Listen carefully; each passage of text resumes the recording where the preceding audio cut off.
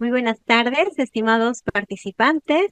Mi nombre es Daisy Torres Ramos y a nombre del Ministerio de Desarrollo e Inclusión Social, a través de la Dirección de Articulación Territorial y Fortalecimiento de Capacidades, les damos la más cordial bienvenida a todos y cada uno de ustedes a la segunda sesión de nuestra conferencia Inversión Pública para el Desarrollo e Inclusión Social. Damos la cordial bienvenida al ponente Pedro Chávez. Muy buenas tardes, Pedro. Bienvenido. Te escuchamos. Estimada Daisy, muy buenas tardes a ti y a todos los participantes que hoy día nos acompañan en esta segunda sesión en la que vamos a continuar con el tema de inversión pública para el desarrollo y la inclusión social. Vamos a iniciar con la primera parte de esta sesión que tiene que ver con recoger saberes previos, ¿no es cierto?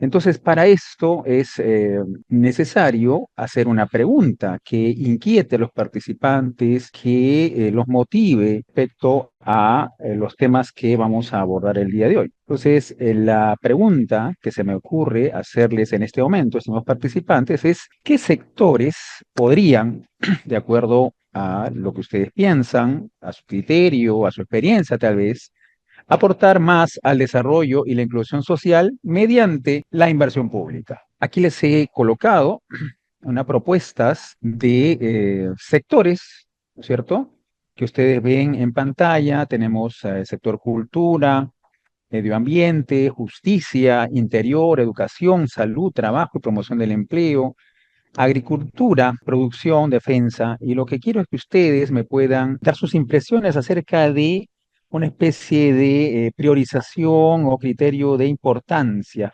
¿Cuáles son los sectores que ustedes consideran impulsan más al desarrollo y la inclusión social mediante el uso de inversión pública? Estimado, te leo algunas intervenciones que ya estamos teniendo. Fernando dice Sí, salud y educación. gracias. Milagros Dueñas, Salud, educación, salud, transporte y comunicaciones. Jennifer, educación y cultura. Esther Ramos, salud. Milagros Dueñas, trabajo y promoción del empleo. Joe Medalla, educación, salud, trabajo y promoción del empleo. Nilton Vances, trabajo, promoción del empleo y construcción y saneamiento.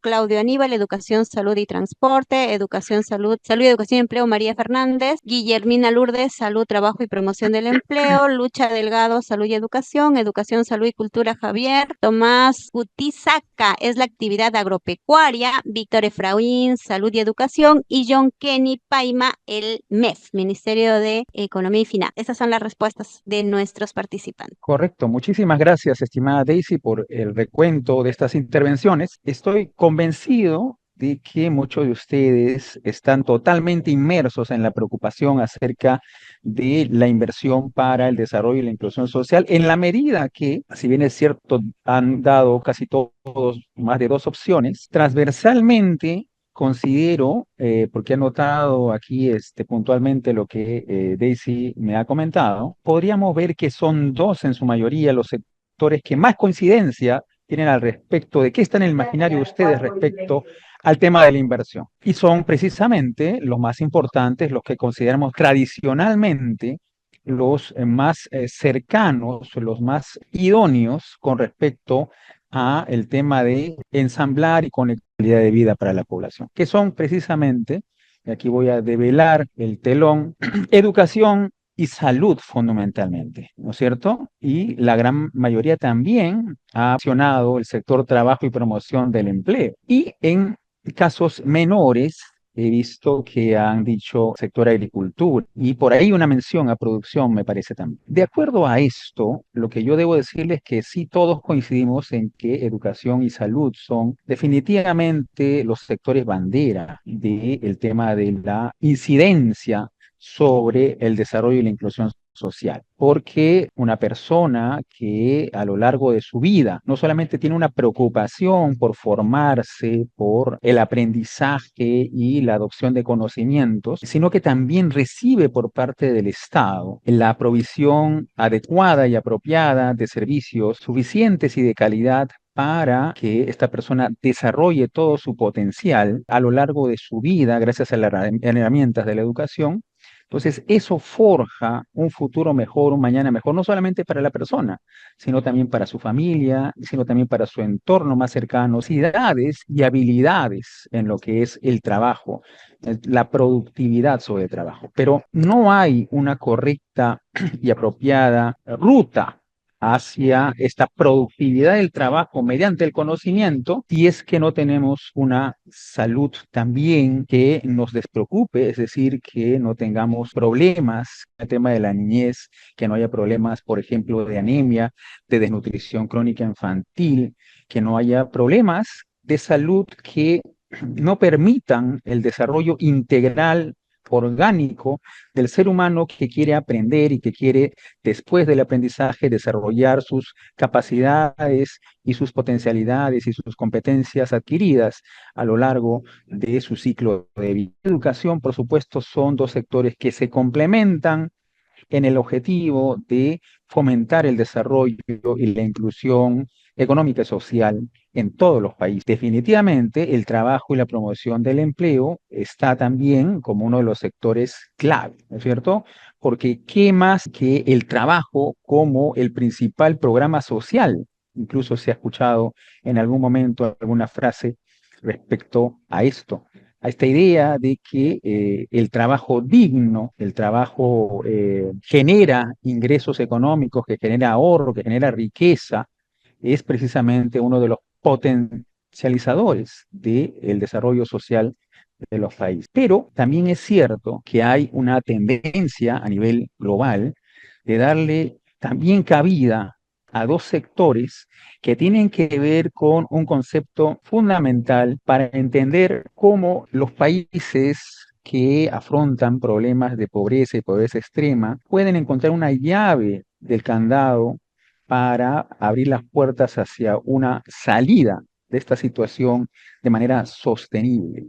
¿A qué me refiero? Me refiero a dos sectores que son clave en estos conceptos, que son el sector agrario, el sector agrícola y el sector producción, ¿correcto? ¿Por qué? Porque tienen que ver, nuevamente repito, con el desarrollo productivo, con la generación de emprendimientos, con la generación de negocios, con la libertad económica de los individuos a partir de su propio trabajo y el desarrollo de actividades económicas que los permitan insertarse de una manera adecuada al mercado y que faciliten su generación de ingresos de tal manera que, preciso nuevamente, los haga libres de cualquier dependencia, factores externos para poder propiciar su propio desarrollo y su propio progreso y su propio bienestar personal y familiar. Entonces,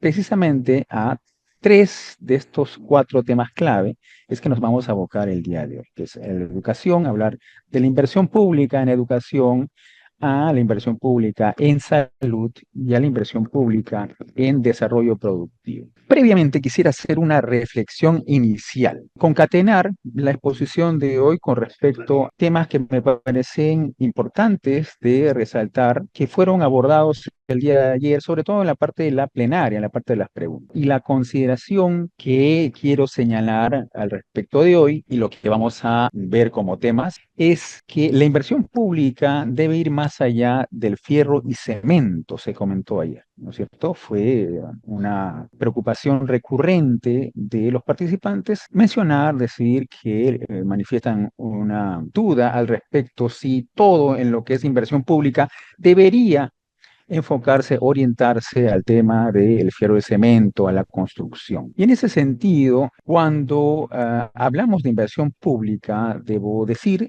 enfáticamente que no todo, seguramente, debe reducirse a elementos tangibles, como lo son claramente el fierro y el cemento, la infraestructura física, porque si bien estas inversiones son fundamentales para el desarrollo, debemos siempre pensar más allá de estos elementos, ¿correcto? Porque en realidad la verdadera transformación está en cómo esos proyectos impactan la vida de las personas, particularmente en los temas de salud, en los temas de educación, que son temas que ya hemos visto, son fundamentales y están en la cabeza de todos como los sectores más importantes en cuanto al desarrollo social e inclusión económica. Por ejemplo, podemos tomar el caso de la infraestructura en salud. No se trata no solo de construir hospitales o mejorar los centros de salud. Es necesario pensar en cómo esta infraestructura debe estar acompañada de un adecuado equipamiento, un adecuado personal, un personal capacitado, con sistemas de gestión eficientes y sobre todo en el acceso real a los servicios por parte de la población. Un hospital puede tener excelentes instalaciones, pero ¿qué cosa? Si no se cuenta con el personal adecuado o los insumos necesarios, la infraestructura por sí sola no va a garantizar una mejora en la calidad de vida. En ese sentido, la inversión pública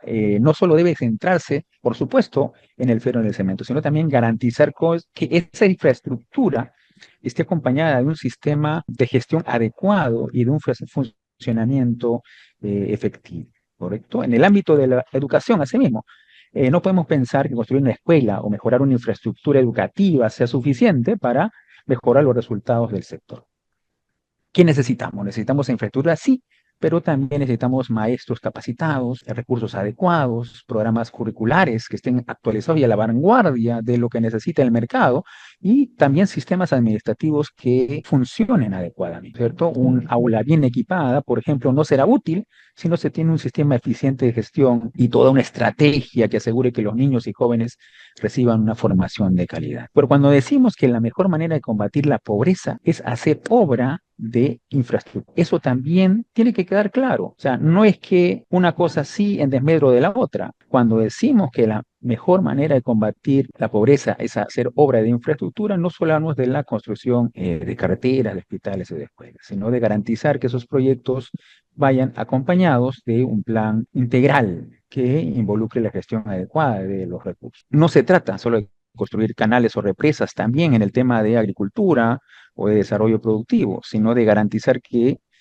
por ejemplo, los agricultores reciban asistencia técnica, reciban formación en nuevas tecnologías, transferencia tecnológica, ¿ok? Y acceso a mercados. En este caso, la infraestructura también debe ir acompañada de un enfoque integral que garantice el capital humano y las estrategias de comercialización.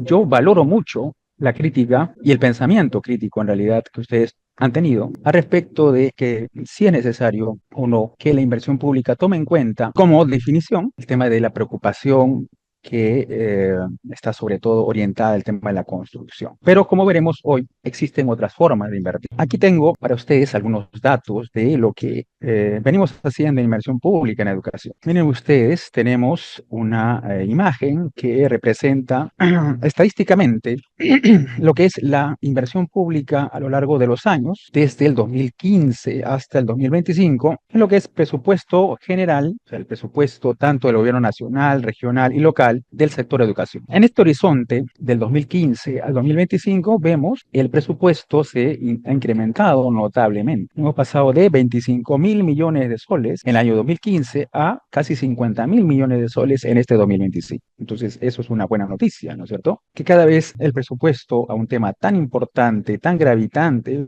para el desarrollo y la inclusión social se ha incrementado.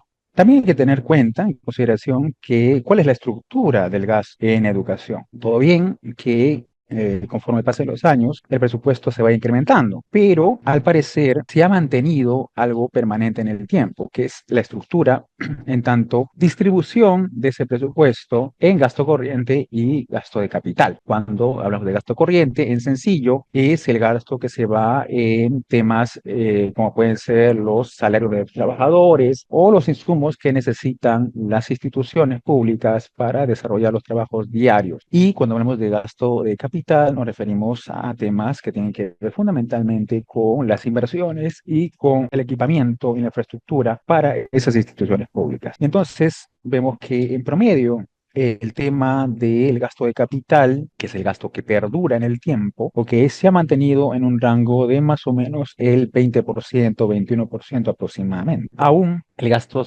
corriente sigue siendo preponderante en lo que es cómo se distribuye el gasto en educación. Pero si nosotros nos enfocamos únicamente en el tema de los recursos destinados a inversiones, podemos ver que también ha habido un incremento paulatino a lo largo de los años, ¿correcto? Sobre todo con un pico el 2024 con más de 11.000 millones de soles destinados a este sector tan importante. Pero hay también un tema que habíamos conversado ayer, que es el de la cuestión de la ejecución. Si bien es cierto, vemos un incremento interesante, importante, alentador, todavía vemos una ejecución anual que no llega, digamos, a cubrir las expectativas, ¿no es cierto? Si buscamos acá un promedio, estaríamos en el sector educación, ¿no? Para todo el presupuesto, tanto nacional, regional como local, estamos en alrededor de un 69-68% en promedio de ejecución durante estos últimos 10 años. Ahí resalta pues el problema estructural del cual estábamos hablando y que es necesario tener mayor incidencia en lo que es capacidad de gestión para la ejecución del gasto en nuestras instituciones públicas. Porque dinero hay, pero año tras año hay dinero que no llega a cumplir el objetivo planificado y eso hemos dicho, debemos siempre entenderlo como que no llegaron a darse los servicios que la población necesita en la misma proporción. Entonces, como decir que año tras año hay alrededor de un 30% de servicios dirigidos al ciudadano que no llegan a concretarse. Pues de la mirada cuantitativa viene el hecho de entender que hay esfuerzo por parte de nuestras autoridades por mejorar la calidad de educación con los recursos y con la capacidad actual, ¿correcto? Y eso es interesante de resaltar. Por ejemplo, yo quisiera que ustedes comprendan la importancia que tiene que nuestra educación pública supere los estándares de calidad convencionales y que siempre tenga como objetivo y como meta darle la mejor capacidad educativa a nuestros estudiantes. Y entonces, en ese trayecto, en ese objetivo, mucho se ha hablado durante décadas incluso que existe una especie de condición básica que todos debíamos aceptar y que estaba enfocada en pensar que la educación privada siempre iba a estar por encima en cuanto a calidad de la educación pública en nuestro país. Y entonces es importante señalar que desde hace años el tema de revertir esa situación ha sido una meta de política pública. Además, podemos afirmar que ha habido ejemplos claves de éxito en este esfuerzo. Podemos señalar rotundamente que, por ejemplo, el Colegio Secundario Mayor es un colegio público desde el inicio de sus operaciones, en tanto el ranking de establecimientos educativos de su nivel, es decir, a nivel secundario, han permanecido en el primer lugar por encima de los colegios privados, incluso los colegios privados más caros y de élite que siempre estaban en la punta de este ranking. Entonces, por primera vez desde que entró en operaciones el Colegio Mayor Secundario del Perú, tuvimos estudiantes que provenían de colegios públicos primarios con la mejor educación secundaria en y con resultados que validaban eso. Ese fue un primer esfuerzo y una primera posibilidad abierta y tangible de que era posible encaminarnos hacia una educación de calidad pública que superara los estándares preestablecidos. Y en ese esfuerzo se han ido desarrollando iniciativas en las regiones, porque también existen los colegios de alto rendimiento en diversas regiones ahora. Poco a poco, a través de esa primera experiencia del Colegio Mayor Secundario, pero en una estrategia decidida de mejora de la calidad educativa, tenemos que se han considerado según la normativa del Ministerio de Economía y Finanzas,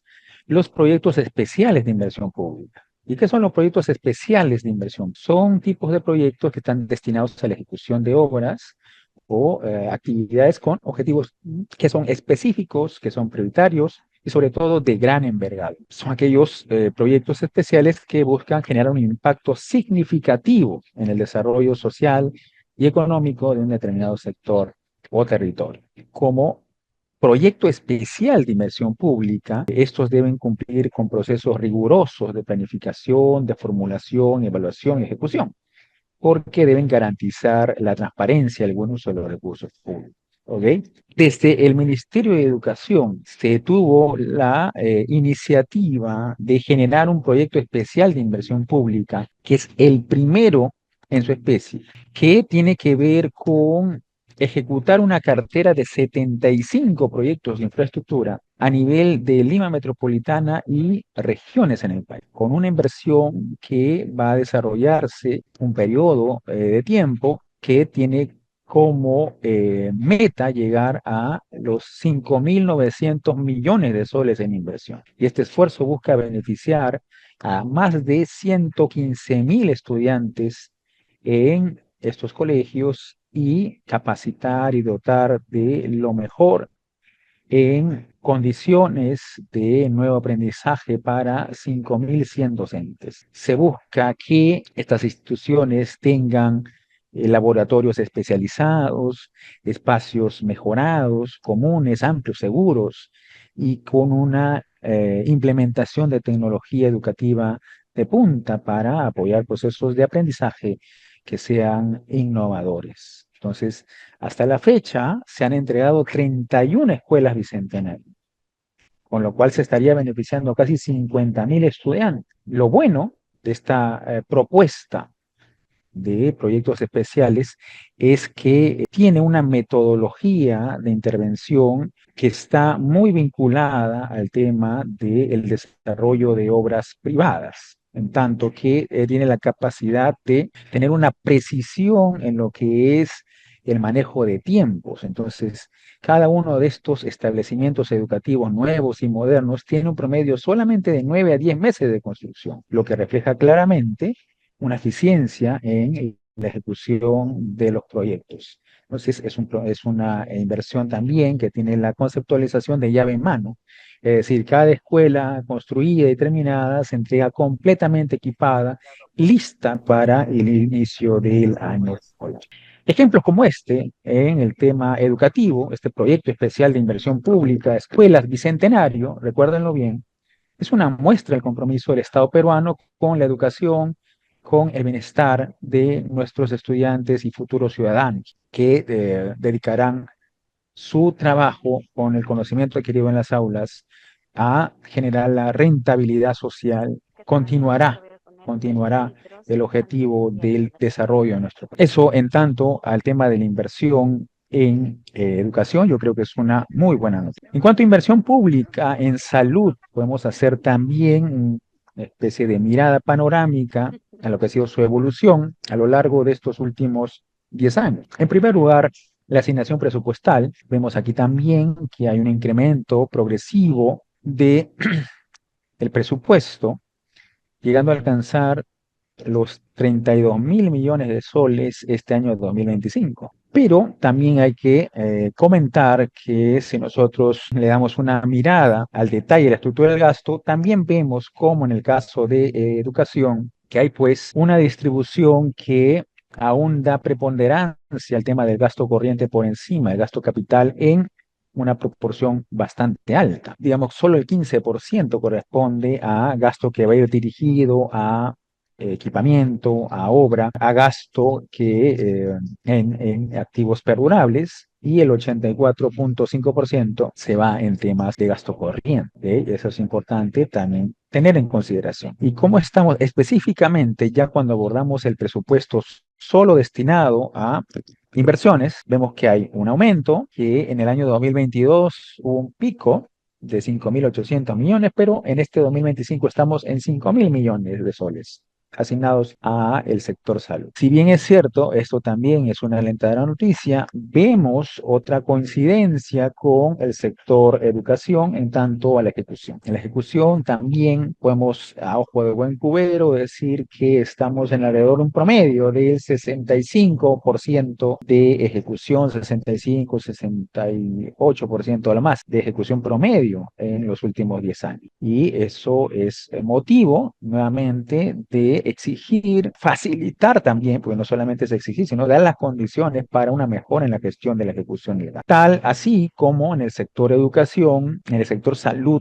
también hay iniciativa por mejorarla. Vemos que el tema de la salud es una cuestión que toca a todos en algún momento del tiempo y hay mucha reacción por parte de la población al mencionar de que cuando va a un establecimiento público de salud pues no recibe la atención esperada. Usual, es normal que haya quejas, mucha necesidad de observar un cambio, que ese cambio sea palpable, que sea tangible, sea verificable. Y entonces la inversión pública está para eso, para generar esos cambios, como nosotros habíamos dicho ayer. Y la noticia que tengo que compartir con ustedes es que se ve que hay iniciativa que tiene que ver, por ejemplo, con el plan Hospitales Centenarios, que es una de las propuestas más ambiciosas del gobierno para revolucionar la salud pública en nuestro país. Son y está orientado a 11 hospitales históricos que algunos tienen incluso más de un siglo de servicio, que van a ser renovados con tecnología de punta, con infraestructura moderna y con capacidad ampliada para atender a millones de ciudadanos. Y eso es algo que se está haciendo realidad y que se está concretando. El plan va a priorizar 8 hospitales en Lima y 3 en región. Ahí tienen la relación de los hospitales que estoy compartiendo con ustedes. Está, como muchos de ustedes conocen, emblemáticos, el Hospital Loaiza, el 2 de Mayo, el Cayetano Heredia, el Sergio Bernales, el Arco Herrera, el San Bartolomé, y en provincias, en Arequipa tienen el Hospital Goyeneche,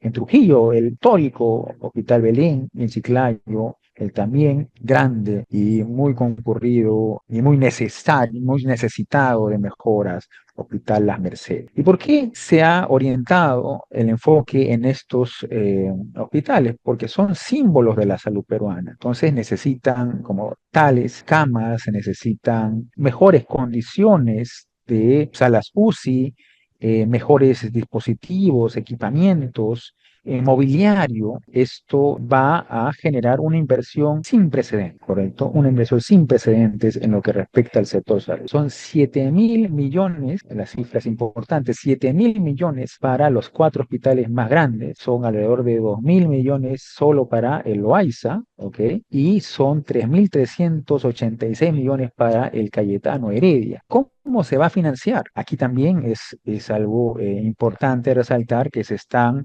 adecuando nuevos procedimientos precisamente con el afán de hacer las cosas mejor, pero bien al mismo tiempo, más rápido, con mayor flexibilidad, pero con también la rigurosidad en lo que es el manejo de los recursos públicos. Entonces, se han aplicado aquí modalidades de acuerdo gobierno a gobierno, como por ejemplo el contrato con el país amigo de Francia para el Hospital Enrique Bernales, también procesos que tienen que ver con obras por impuestos. En materia de educación, vemos también que hay una preocupación que es alentadora. Y por supuesto, todo esto que tiene que ver también directamente con la salud, tendrá también que ver con temas de generación de empleos, ¿correcto? Porque esta inversión al final se traduce en la adquisición de insumos, de bienes y servicios que tienen que ver con mano de obra también.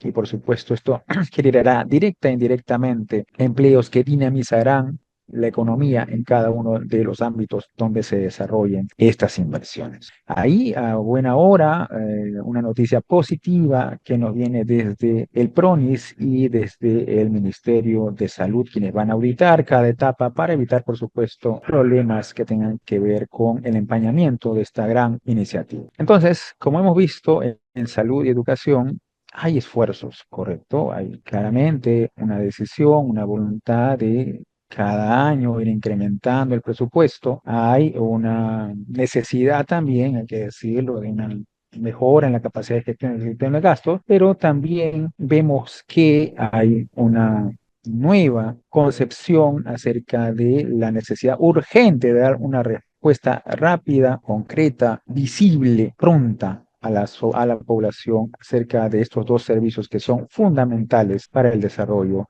y la inclusión social. Volviendo al tema de si todo es fierro o cemento, hemos dicho ya que eso es algo que debería estar superado. Por supuesto, sí es necesario el fierro y el cemento, Sí es necesario la obra física concreta, porque genera mecanismos de transmisión, ¿correcto? Que al final se traducen en más empleo, en más crecimiento económico y se traducen en mejores servicios para la población. Servicios que tienen que ver, gran parte de ellos, con los clave para generar desarrollo e inclusión social. Pero existe otro ámbito en el cual estamos ya empezando, también como buena noticia, a explorar y yo creo que nos estamos encaminando muy bien. Son los proyectos de inversión pública en desarrollo productivo.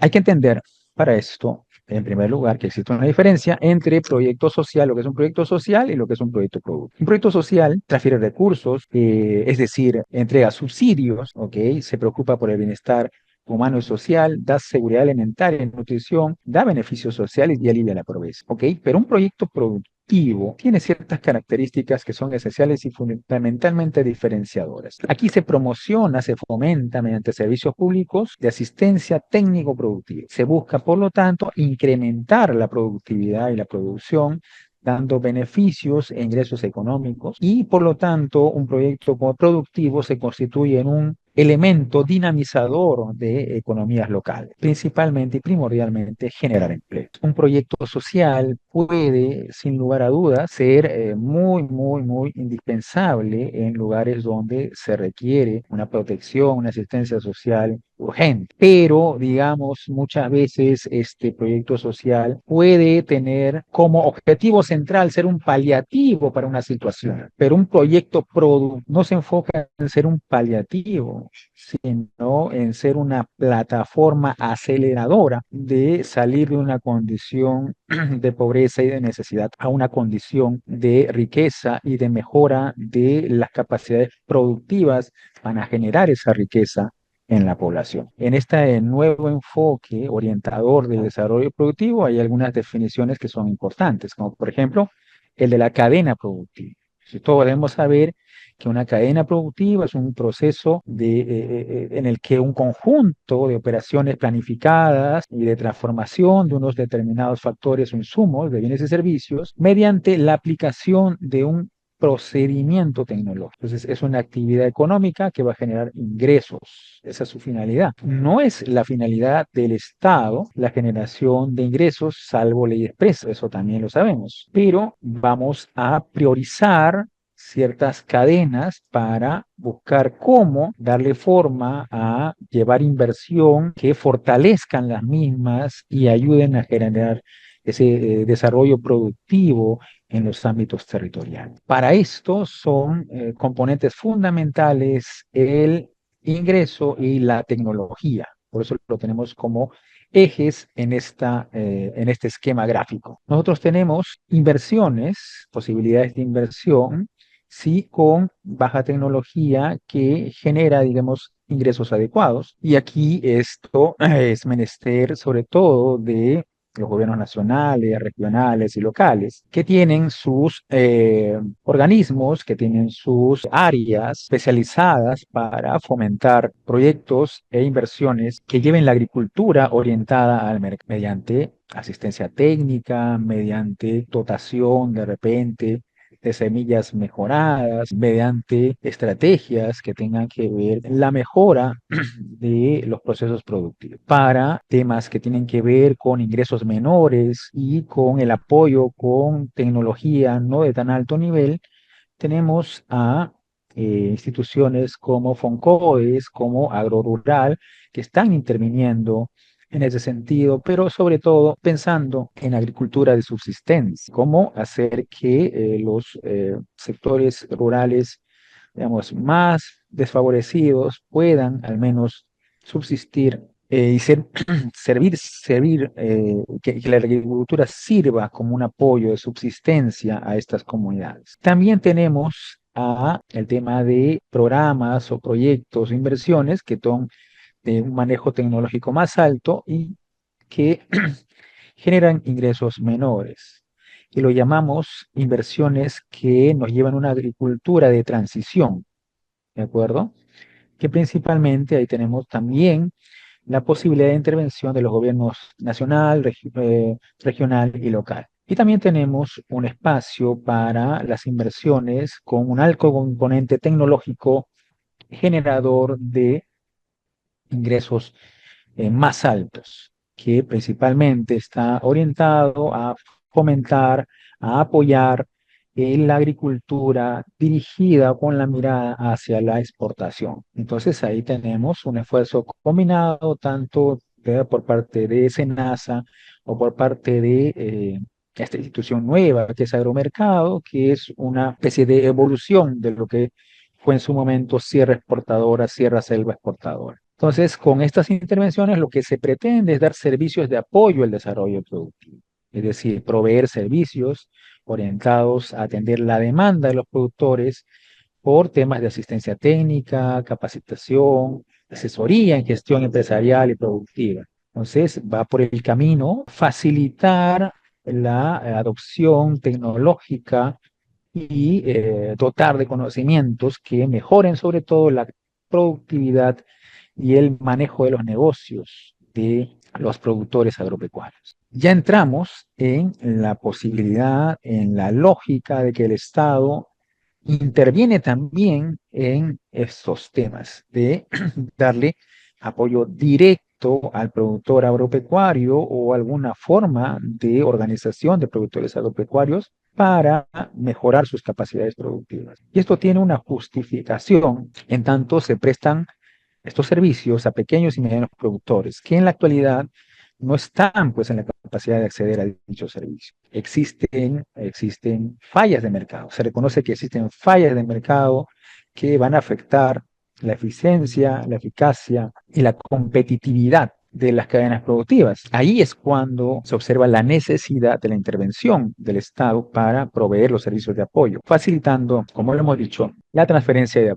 adopción y aplicación de tecnología. ¿Cuál es el público objetivo para cubrir las brechas que dejan estas fallas de mercado? Son sin lugar a duda, pues, los pequeños y medianos productores que actualmente dirigen su producción a algún mercado, ya sea local, regional, nacional o internacional, o incluso los que tengan potencial para insertarse en estos mercados, pero que actualmente, ¿cuál es su realidad? Que no cuentan con capacidades técnicas o de producción, comercialización y gestión empresarial que les permitan, pues, despertar ese interés, salir de su condición de pequeños productores familiares de autoconsumo y pensar ya en productores que se enfocan en vender su producción a los mercados. Hay elementos que son necesarios y que el Estado reconoce que debe facilitar mediante esta inversión, que es acceso a financiamiento, paquetes tecnológicos adecuados y conectividad con los mercados. Estos son los tres elementos pilares que orientan la inversión y el desarrollo productivo de aquí en adelante. Cuando hablamos de paquetes tecnológicos adecuados, hablamos de infraestructura productiva, hablamos de tecnología, hablamos de insumos de calidad, hablamos de información de mercado, cuando hablamos de conectividad,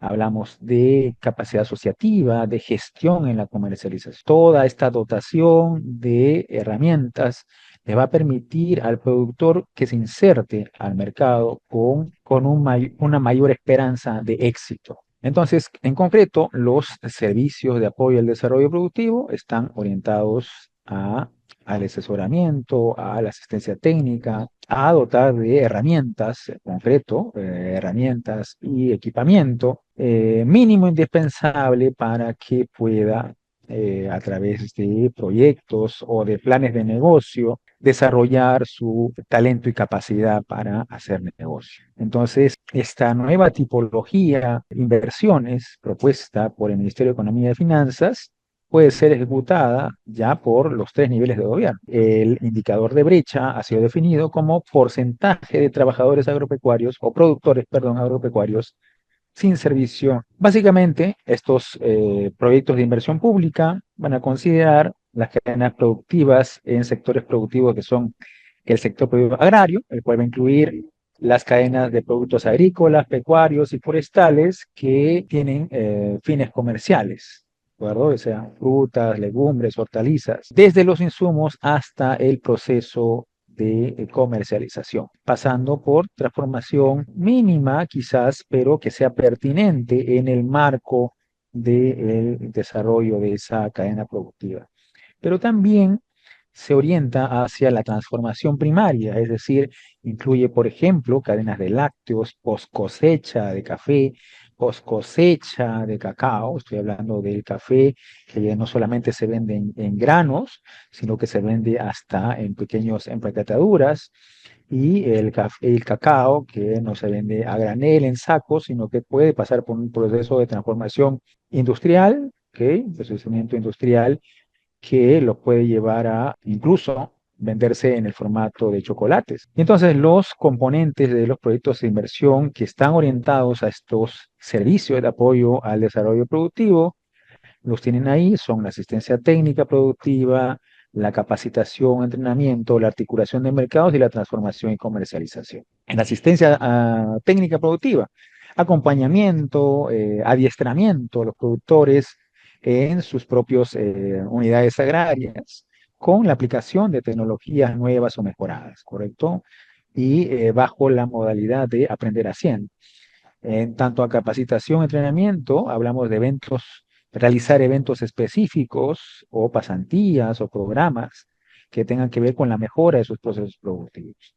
En cuanto a la articulación de mercados, son inversiones que apoyan al desarrollo productivo en tanto acompañamiento y orientación a los productores en temas de gestión de negocio, de conectividad con el mercado y de acceso a servicios financieros. En cuanto a la transformación y comercialización, este componente tiene que ver con inversiones que están dirigidas a la transformación primaria de productos, a una mejora de la presentación de los productos a través de empaques y también a temas de apoyo a la comercialización. En concreto, y aquí hay muchos funcionarios públicos que seguramente pertenecen a las áreas de desarrollo económico local de sus municipalidades, saben que existe desde hace años una propuesta muy interesante por parte del Estado, es una estrategia, esa es la dimensión, es una estrategia del Estado peruano que se llama Procompite para mejorar la competitividad de las cadenas productivas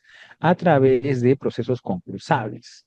Es decir, los gobiernos regionales y locales porque realizan el cofinanciamiento no reembolsable. ¿Por qué cofinanciamiento? Porque las organizaciones presentan planes de negocio con un monto de inversión de un 100% y digamos el Procompite regional o local los apoya con una gran parte, pero no todo, de ese monto.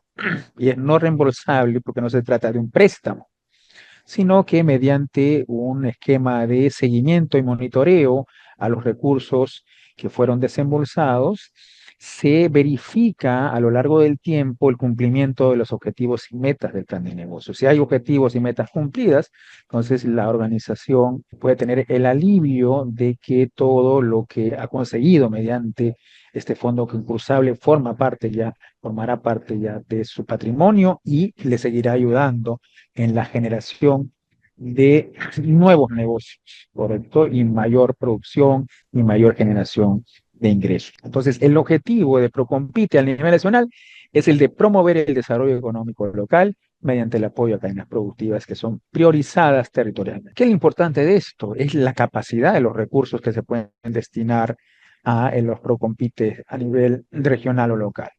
¿Por qué? Porque del presupuesto institucional destinado a temas de inversión mediante un procedimiento regular, el Consejo Regional o el Consejo Municipal puede aprobar la utilización de hasta el 15% de ese monto para organizar este fondo concursable.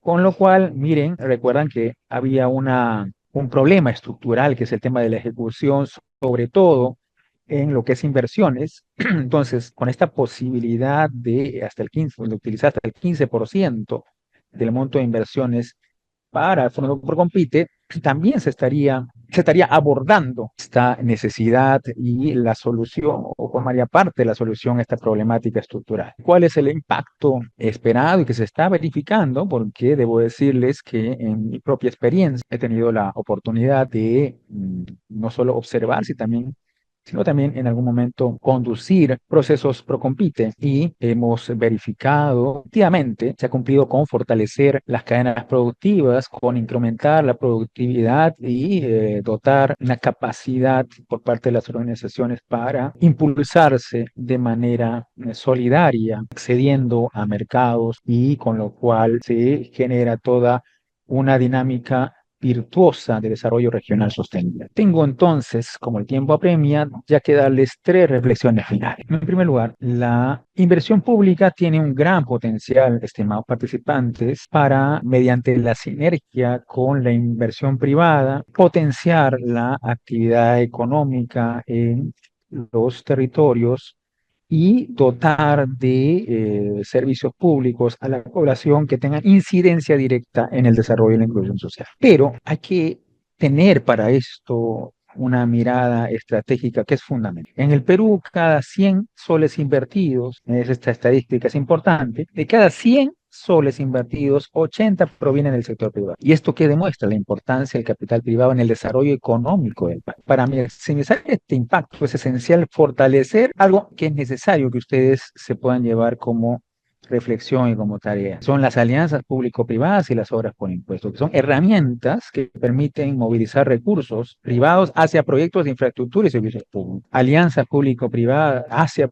estos proyectos brindan un marco para que el sector privado participe activamente en la ejecución de los proyectos que benefician a la sociedad. Si se potencian estos mecanismos, el Estado va a poder acelerar el cierre de brechas en áreas clave, como lo son, por supuesto, infraestructura, salud, educación, mientras en paralelo, producto como resultado de esto, también se fomenta el crecimiento económico y la inclusión social al mismo. En segundo lugar, la mejor inversión pública para generar un desarrollo social sostenible es aquella que se realiza de manera articulada entre diferentes sectores, trabajando de forma multisectorial, porque intervenir en un territorio con proyectos integrados de salud, de educación, de agua, saneamiento, y de desarrollo productivo no solo permite abordar las necesidades básicas de la población de manera eficiente, sino que también crea un círculo virtuoso que al fin y al cabo lo que va a hacer es mejorar las condiciones de vida de los ciudadanos. Por ejemplo, ¿qué pasa si nosotros construimos un colegio en una comunidad sin acceso a agua potable o saneamiento? Esto no va a ser suficiente para garantizar un desarrollo educativo de calidad en ese territorio. Lo mismo ocurre con proyectos de salud, si no se tienen condiciones adecuadas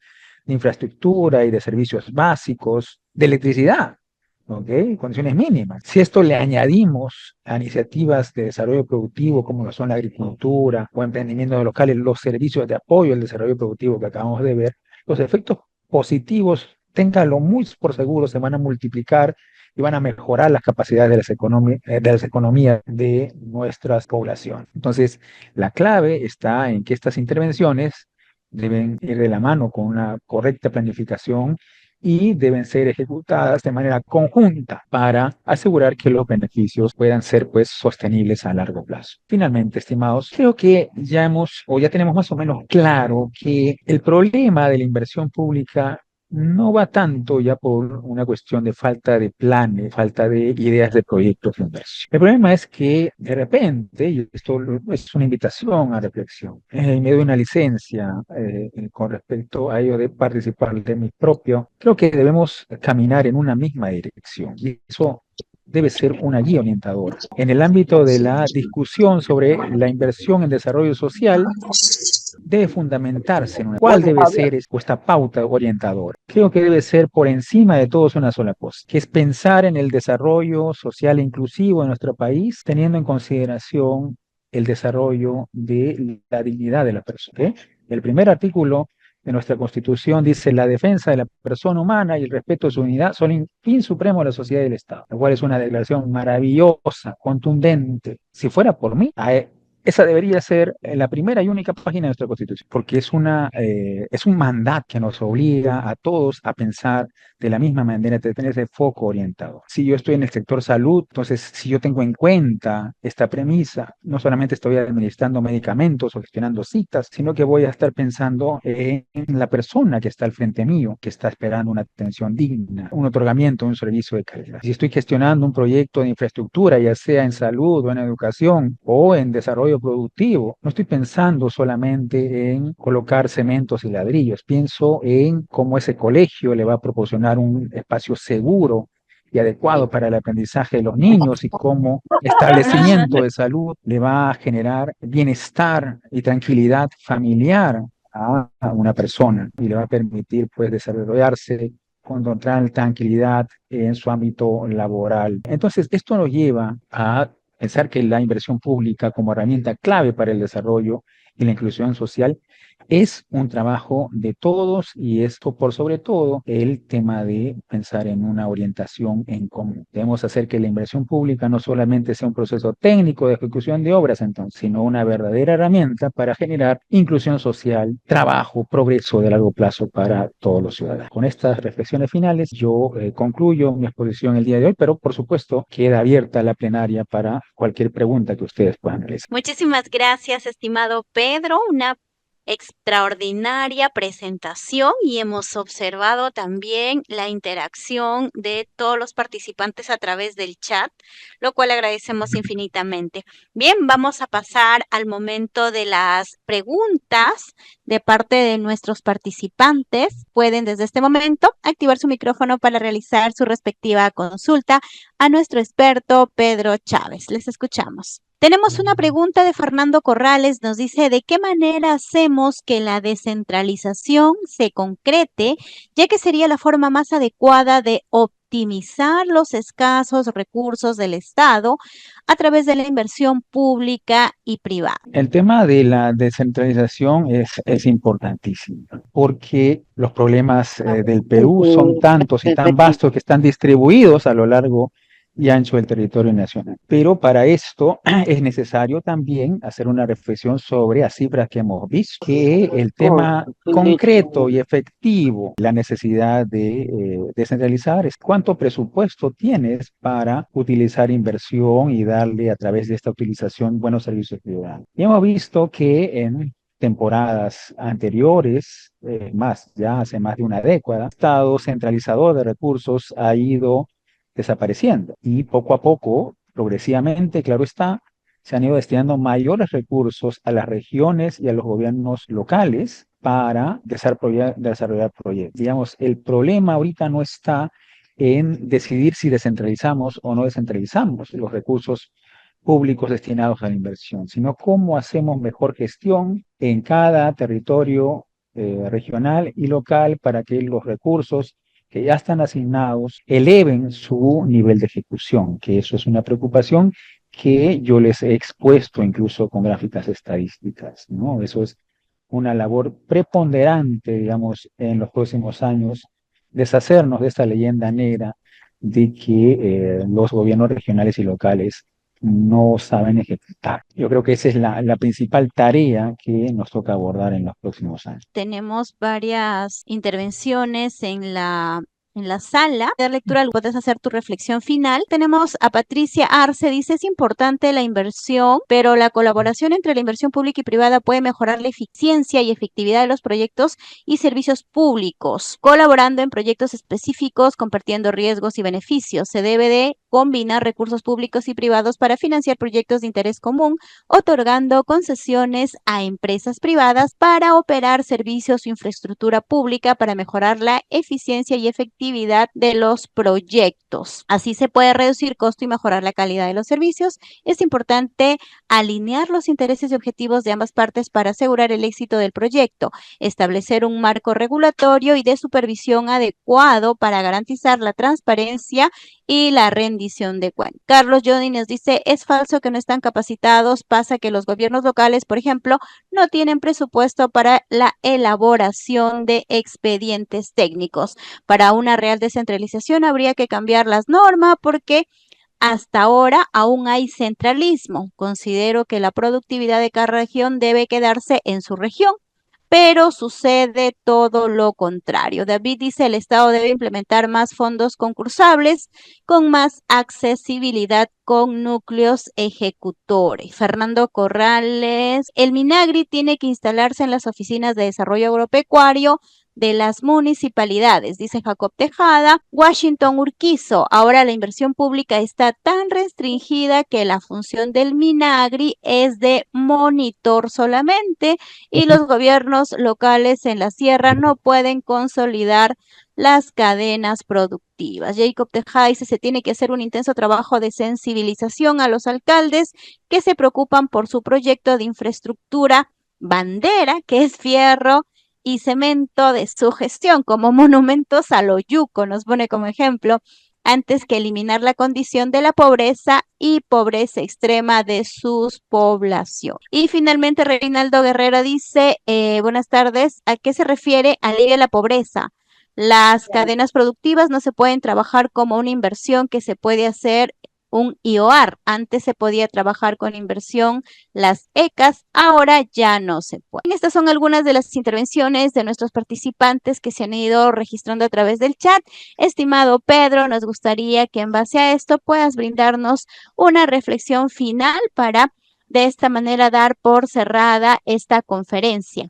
Te escuchamos. He escuchado con especial agrado la participación escrita de los asistentes porque eso demuestra el interés que ha traído el tema y la motivación a seguir indagando, a seguir cuestionando acerca de los elementos de juicio que hemos podido trasladar a través de nuestra presentación. Una virtud en este caso es la de tener esperanza de que las cosas siempre pueden mejorar con voluntad. A partir de nosotros mismos, no esperar a que nuestro entorno cambie, sino que nosotros también podemos generar cambios en nuestro entorno si es que nosotros incluimos dentro de la tarea para ese cambio. La inversión pública no es solo un motor de infraestructura, sino un compromiso esencialmente con el bienestar humano. Cuando nosotros unimos esfuerzo entre sectores y sumamos, por supuesto, si nosotros sumamos esfuerzo y nos unimos con, por ejemplo, el sector privado, podemos ser capaces de transformar realidades